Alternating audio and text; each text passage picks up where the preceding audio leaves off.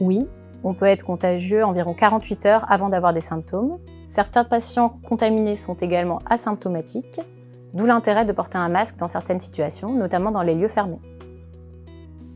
On peut prendre sa température 2 fois par jour dans certaines situations, lorsqu'on est soi-même malade ou lorsqu'on a été en contact avec un patient contagieux. La température est définie comme fièvre au-delà de 38,5. Dans cette maladie, on peut aussi parler de sensation fébrile, sans fièvre, lorsque la température est en dessous mais qu'on ressent des symptômes, comme des frissons. Dans ce cas-là, il faut également consulter un médecin. Pour les enfants accueillis en collectivité, il n'est plus recommandé de prendre la température tous les jours à l'accueil. En cas de symptômes, les parents doivent prendre la température à domicile.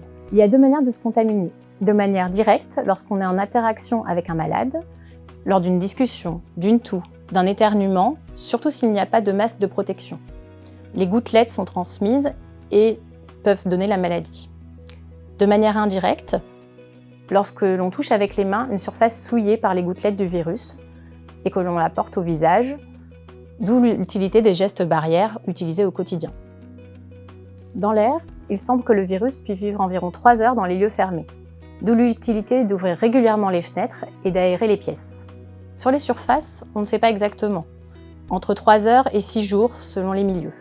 Il est donc nécessaire de nettoyer régulièrement les lieux de passage fréquents. Non, la transmission se fait uniquement par les muqueuses ou par voie respiratoire. Malgré tout, les mains peuvent porter des gouttelettes contagieuses et être facteurs de transmission indirecte. Il faut donc, lorsqu'on fait ses courses ou lorsqu'on touche une porte dans les parties communes, penser à ne pas se toucher le visage et à se laver les mains en rentrant chez soi. Les transports en commun sont à lieu clos où beaucoup de personnes se côtoient. La transmission du virus y est probable. Il est donc obligatoire de porter un masque.